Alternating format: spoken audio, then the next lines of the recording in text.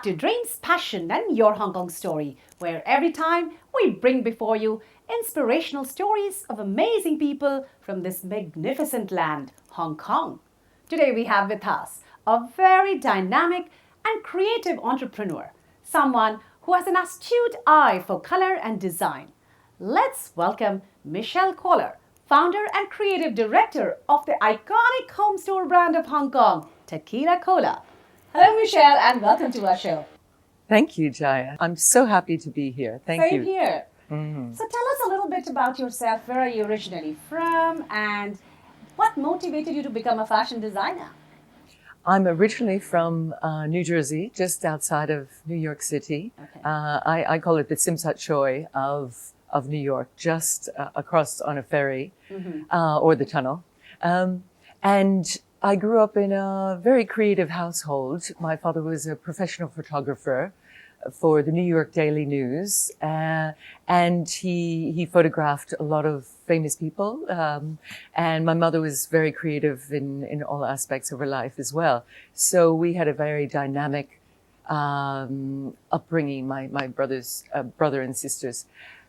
And that's how I started to become also interested in arts and creativity. So normally I read about you and I figured out that you have done fashion designing from New York City. So normally when people do fashion designing, they go into garments, but you ended up moving into furniture. So can you tell us a little bit about your background, where you started from and how did this transition happen?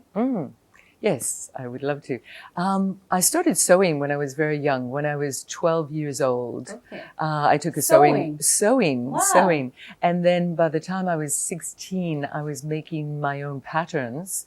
And I was sewing for not only myself, but my sisters, my teachers. Then I started to sew ball dresses, wedding dresses for other people, for friends of friends. And I started my own little business when I was 16, 17 years old. So I was pattern making the pattern and sewing the dresses. Wow, so the seeds of entrepreneurship was sown back then? Back then, yes, Wow. yes. I didn't realize it, but I guess I didn't even know the name entrepreneurship, perhaps. And so then what brought you to Hong Kong? I had met a lovely Australian in New York in 1988. And he was transferred to Tokyo and then Hong Kong. And I decided, why not? Why not explore Asia? I'm so excited. It was my first time in Asia. Yeah. So you moved with him to Hong Kong, and and then you became an entrepreneur when you moved to Hong Kong. Yes. So what made you decide to become an entrepreneur? Was it something to do with the vibes of the city? Or you always had this idea in your mind and you saw that the time was just right? Yes, both, I think. When we met in 88 and then moved to Hong Kong, my husband and I, in 1990, we knew that we were both entrepreneurial types. So we knew we had to have a business together. And he believed in me and my mission of developing a home brand. And when I traveled throughout Asia, I realized there was a lot of potential to design some interesting pieces of furniture and textiles and sofas and with beautiful fabrics. Then there wasn't that much on offer, especially in Hong Kong. I see. And, the more I read about you and the more I see Tequila Cola, and I've been a customer of this store myself, I do see the beautiful colors and the array of colors that's displayed here.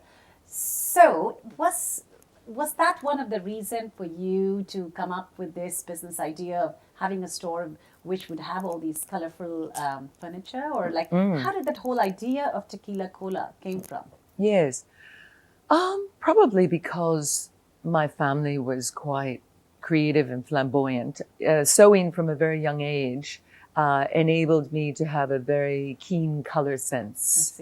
So that incorporating that into home furnishings was a very exciting prospect. So instead of just having a beige living room, I injected color, and I was going to India to develop textiles. I was going to Mexico, where their color sense is very cute as well. All of these countries that know how to use color. So I was very inspired to create a bold furniture brand, not something that was just calm and neutral. Yeah, because in Hong Kong you tend to see more blacks and grays. So that must have been a very bold decision at that time, I assume. Yes, it was. Yeah? I didn't realize, perhaps. So was it very popular with the expat community, or was it equally popular with the local community here when you started it? When we started, most of our customer base was expatriates. And then that evolved into to attracting the local populations. So we have a lot of an array of different customers from all over the world now. Right. So you started, Tequila Cola, as I understand, as a small store in Princess Building, and it has grown into this massive emporium. And I sit here right now, full of displaying beautiful furniture, lovely accessories. So tell us, how did the whole idea of coming up with a store like this in a place like Hong Kong come about? And also, how did the name Tequila Cola come? That's such a unique name. Yes. I think we developed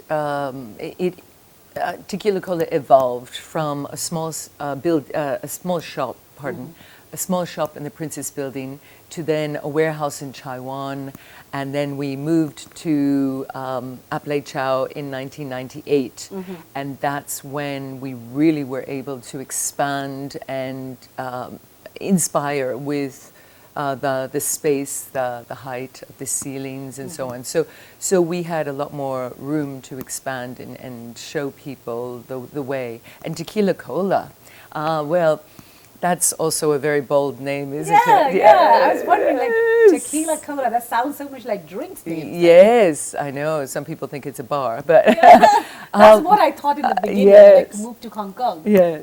Well, my surname is Kohler, and my husband shortened it, we decided to shorten it to Cola for the business, K-O-L-A. How interesting. And, yes.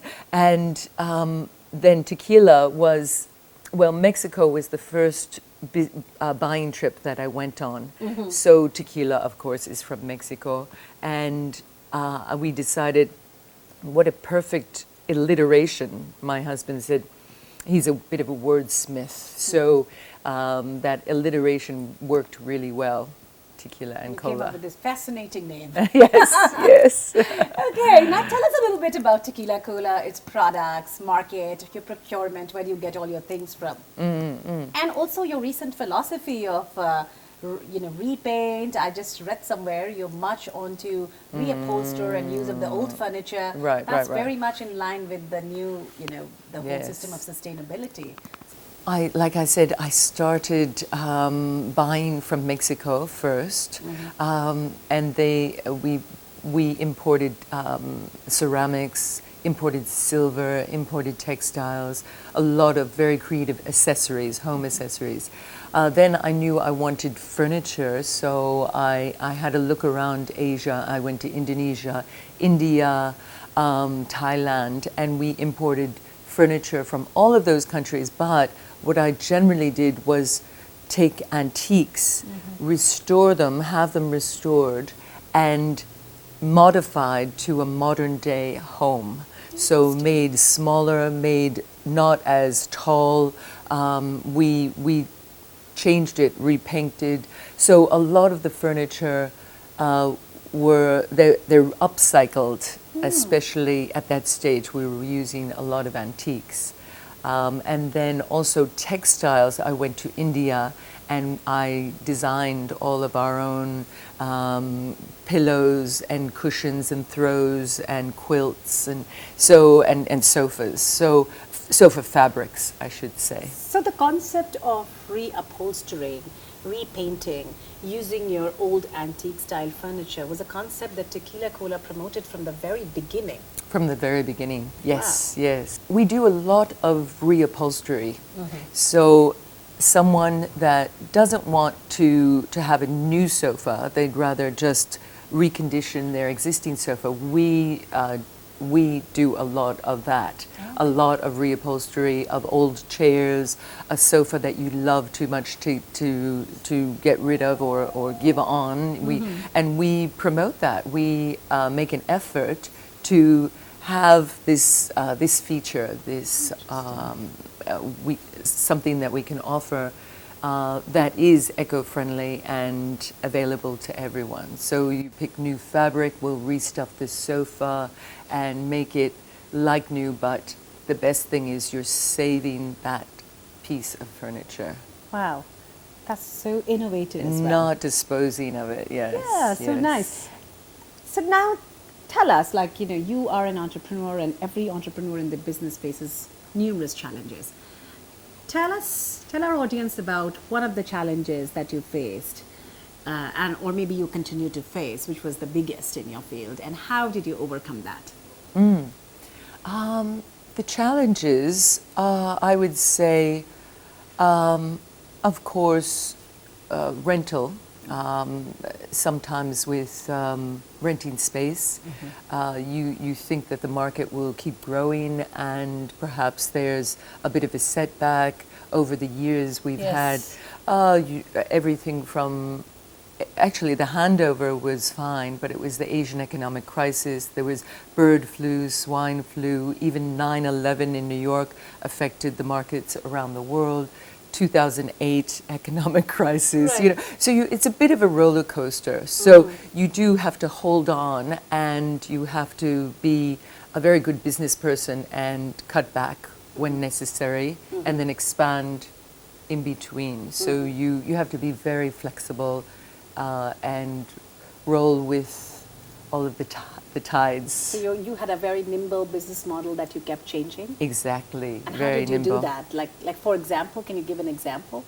I would say we were able to cut costs by sometimes moving locations or negotiating with our landlords. Generally, we've been very lucky with our landlords, and they've helped us as well. Also the banks, sometimes you need an overdraft and HSBC helped. But I think all of those, the joint effort is important. You need to be savvy as well and cut your costs and overheads like the rent. So in a competitive market like Hong Kong, how did you make sure that you differentiated your brand of Tequila Cola from early on and continue to do so now? Tell us your mantra. I think our sense of creativity, energy, color, and textiles. My textile background was very helpful in procuring interesting fabrics from all over the world, including India, including New York, including Europe. I import fabrics from Europe as well. And I think that mixture of textile, color, not only creates a cozy atmosphere, it creates a dynamic, inviting atmosphere for people. They can relax in our showroom.